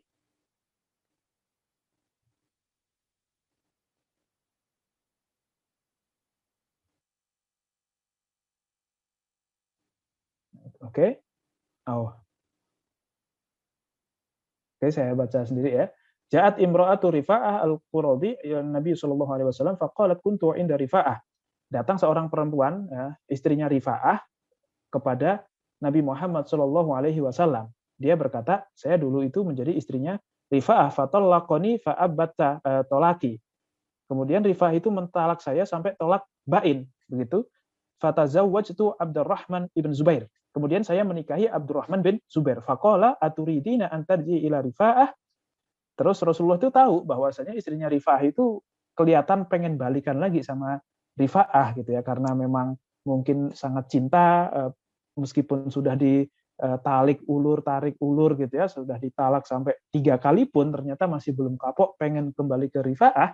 Rasulullah tahu akan hal itu. Aturidina antarji ila Rifa'ah, kamu pengen balik lagi ke Rifa'ah? Maka perempuan itu mengatakan iya. Kata Rasulullah apa? La hatta tadzuki usailatahu wa yadzuqa usailataki. Kata Rasulullah apa? Tidak boleh sampai kamu merasakan madunya suamimu yang baru dan dia merasakan madunya kamu. Nah, ini tidak perlu dijelaskan maksudnya apa. Ya maksudnya adalah, nah, di situ sudah ditulis ya, maksudnya adalah sampai berhubungan. Tidak hanya nikah, akad selesai, habis itu dicerai. Ya, yang dimaksudkan di dalam ayat tidak hanya sampai pernikahan, tetapi harus sampai, mohon maaf, berhubungan. Harus sampai berhubungan dulu. Maka ini yang disebut sebagai nikah tahlil, nikah untuk menghalalkan. Gitu. Nah, kemudian yang berikutnya, ya, yang dimaksudkan dengan nikah tahlil itu apa? Yaitu nikah untuk menghalalkan rujuk kepada suami pertama. Tentu kalau niatnya kok tidak untuk menghalalkan, ya tidak bisa dikatakan sebagai nikah tahlil ya. Nikah tahlil itu memang ada niatan dari awal untuk menghalalkan. Nah, maka nikah untuk menghalalkan rujuk kepada suami yang pertama itu yang disebut sebagai nikah muhalil. Tapi kalau nikahnya memang meskipun dia janda, ya saya memang menikahi dia bukan karena suami yang pertama, memang saya pengen menikahi dia, yaitu tidak bisa dikatakan sebagai nikah muhalil. Pertama, nikah tahlil itu hukumnya dilarang. Ya nanti apakah sampai haram atau bagaimana gitu ya. Pokoknya ada larangannya, yaitu la'ana Rasulullah sallallahu alaihi wasallam al-muhalil wal muhallal lahu. Rasulullah melaknat muhalil dan yang dihalalkan. Ya, jika terjadi kong kali kong antara suami pertama dan calon suami kedua, kamu deh nikahin dia deh supaya halal bagi saya nanti, maka dia bisa masuk ke dalam golongan orang yang dilaknat oleh Rasulullah Shallallahu Alaihi Wasallam, gitu ya. Maka secara hukumnya ada beberapa kondisi. Yang pertama, yang terjadi adalah nikah dengan syarat tahlil. Nikah dengan syarat tahlil. Jadi di dalam pernikahan itu si suami pertama sudah bayar orang begitu. Mas, kita ternyata sudah talak 3 gitu. Kita sudah tidak bisa kembali lagi. Tapi Dek, pokoknya saya akan berusaha semampu saya. Pokoknya saya akan lakukan apa saja untuk mendapatkanmu kembali. Akhirnya si laki-laki ini ngebayar orang, temannya. Kamu dong tolong nikahin istri saya dulu, mantan istri saya. Kemudian setelah nikah, kamu berhubungan dengan dia. Kemudian setelah itu, tolong diceraikan ya, supaya saya bisa balikan lagi sama istri saya. Oke, saya terima begitu. Misalnya kok disepakati seperti itu, kemudian pas akad nikah itu disebutkan, saya nikahkan kamu dengan ini walinya ya, dengan anak saya gitu kan ya, dengan syarat kalau sudah memenuhi kriteria tahlil, ketika kamu sudah berhubungan dengan dia, maka pernikahannya berakhir atau sudah terjadi perceraian setelah itu. Jadi setelah jima langsung langsung terceraikan. Nah, ini tentu kalau haramnya jelas haram. Kalau terjadi kong kali kong seperti ini, ya maka ini haram, termasuk ke dalam golongan orang-orang yang dilaknat. Terus bagaimana hukum pernikahannya? Nah, tadi hukum taklifinya, sekarang hukum wad'inya. Hukum wad'inya, jumhur ulama pun mengatakan pernikahan yang seperti ini itu batil, tidak sah dari awal. Maka kalau terjadi hubungan suami istri antar keduanya, itu disebut sebagai zina dan tidak akan menghalalkan kepada, kalaupun sudah terjadi zina kemudian ditalak gitu ya, dari pernikahan yang tidak sah tadi, ya tidak akan menghalalkan suami yang pertama juga. Itu menurut jumhur ulama. Tetapi menurut mazhab Hanafi, pernikahannya sah tapi syaratnya batil. Maksudnya apa?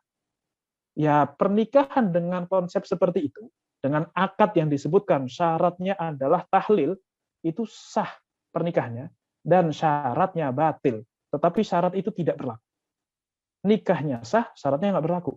Sehingga ketika suami istri yang baru menikah itu kok kemudian berhubungan, apakah setelah berhubungan dia sudah bukan suami istri lagi sebagaimana disebutkan di dalam akad? Maka mazhab Hanafi mengatakan enggak. Pernikahannya sah, meskipun di akadnya disebutkan bahwasanya setelah berhubungan langsung terceraikan dengan otomatis, tetapi pada kenyataannya syarat tersebut batil, dan setelah dia terjadi hubungan, mereka tetap selayaknya suami istri sampai terjadi perceraian yang diucapkan dari pihak si suami. Atau ada perceraian yang sah lah, intinya seperti itu. Selama belum ada itu, maka tidak terceraikan. Dan pernikahan ini tetap sah tanpa harus diulang. Kalau ternyata kok si perempuan merasa begini, oh Mas, saya kira saya itu sangat cinta kepada suami saya yang pertama gitu, makanya saya sangat takut kehilangan dia, makanya saya mau untuk nikah dengan kamu supaya bisa balik lagi kepada dia. Tapi ternyata saya salah. Setelah tahu kamu, ternyata bukan saya terlalu cinta terhadap suami saya yang pertama, tetapi karena saya nggak tahu bahwa orang lain ternyata bisa lebih mencintai saya. Nah, kalau kayak gini saya nggak mau deh balik lagi sama dia, mendingan sama kamu aja. Kok misalkan seperti itu, ya sudah. Ya berarti lanjut aja pernikahannya. Itu menurut Hanafi sah, tapi menurut jumhur ulama batil yang seperti itu. Kemudian yang berikutnya, nikah dengan kesepakatan tahlil. Ada kesepakatan, tetapi tidak disebutkan di dalam akad.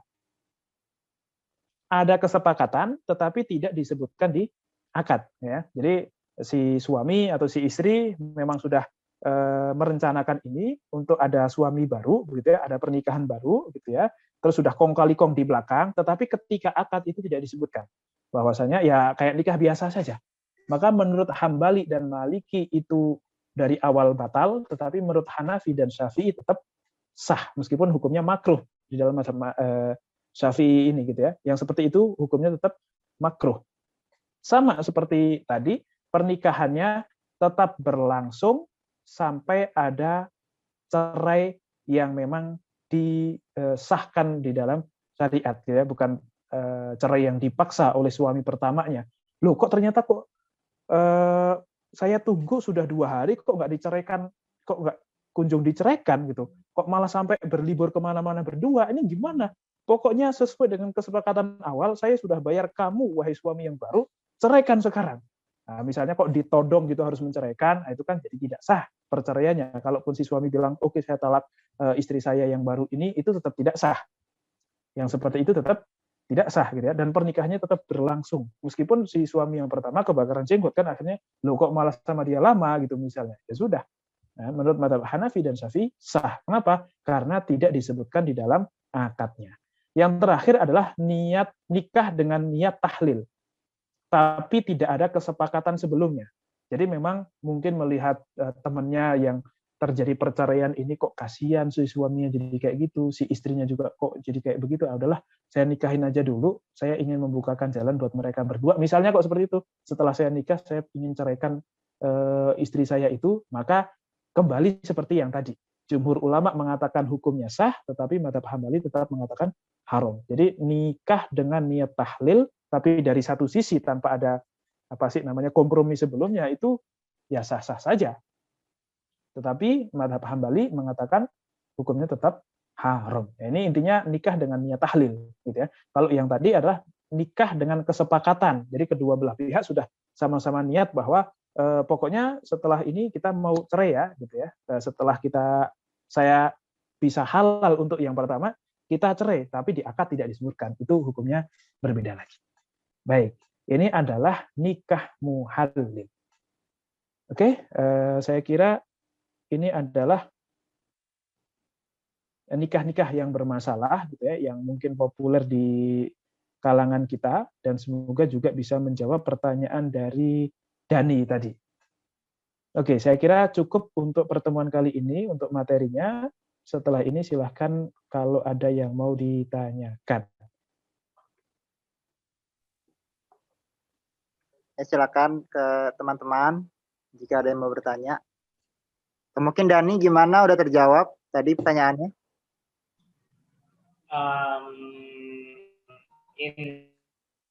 Insya Allah sudah. Oh, kok kayaknya masih ada yang mengganjal itu.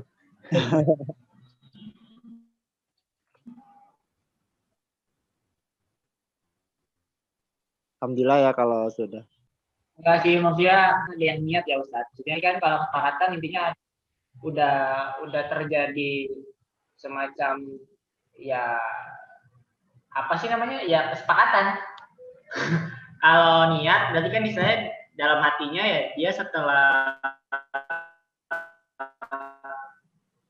tadi ya istilah untuk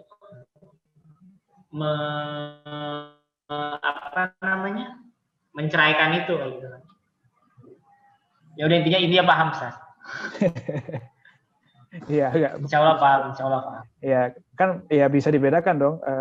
Niat dari masing-masing pihak dan ada kesepakatan, atau niat hanya dari salah satu pihak tapi tidak terjadi kesepakatan. Kenapa kok masih dikatakan sah ya? Karena kadang apa yang diniatkan itu tidak sesuai ekspektasi. Misalkan memang niat awalnya sih pengen membukakan jalan buat teman gitu kan ya. Tapi ternyata kok lumayan juga ya gitu ya. Wah, ini rugi dia menyanyiakan, wah berarti saya beruntung nih menikahi dia gitu. Udahlah, saya pegang aja terus gitu misalnya kok seperti itu. Ya udah. Tetap sah, tetap bisa lanjut kan, tanpa ada pernikahan baru. Oke. Baik, ada lagi? Oke. Masalah ini? Ada yang tunjuk tangan tapi nggak jadi. Siapa?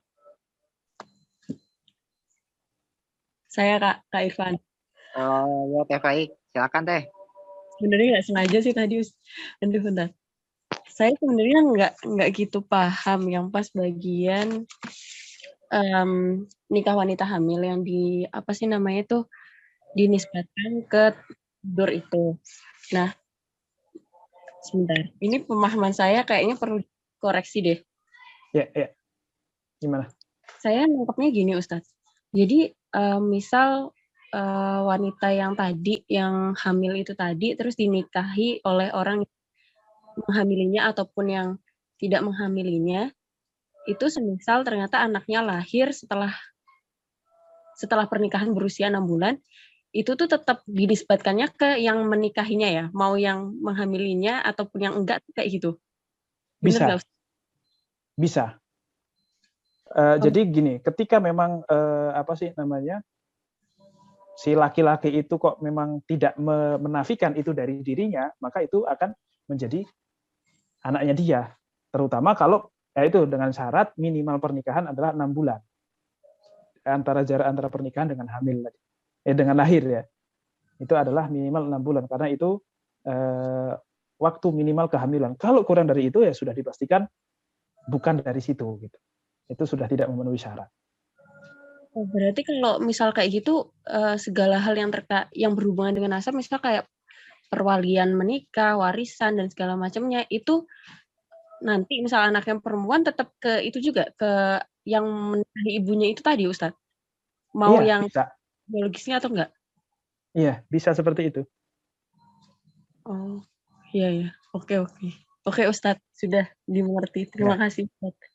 Iya. Allahu a'lam bishawab. Ada lagi mungkin?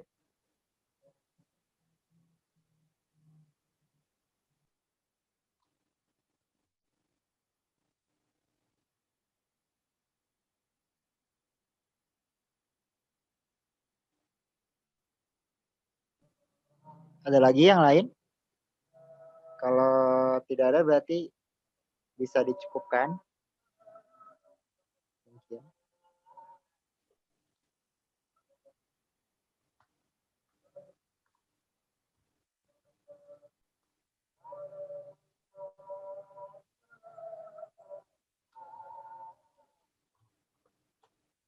Tidak ada ya? Cukup ya, saya kira ya. Karena memang ini pernikahan yang tidak diinginkan, jadi semoga tidak terjadi. Semoga tidak terlalu banyak kasus yang seperti ini. Ya baik, berarti bisa cukup ya teman-teman untuk kajian hari ini. Kalau tidak ada lagi berarti kita cukupkan bersama dengan lafaz hamdalah. Alhamdulillahirabbil alamin. Istighfar seikhlasnya, astagfirullahalazim. Dan disemalakan dengan doa penutup majelis. Subhanakallahumma wa bihamdika asyhadu an la ilaha illa anta astaghfiruka wa atubu ilaik. Mohon maaf dari saya juga. Assalamualaikum warahmatullahi wabarakatuh. Waalaikumsalam warahmatullahi wabarakatuh. Ustaz. Terima kasih Ustaz. Iya. Jazakallah Ustaz. Ya, iya, Barakallahu fikum ya. Pamitan ya.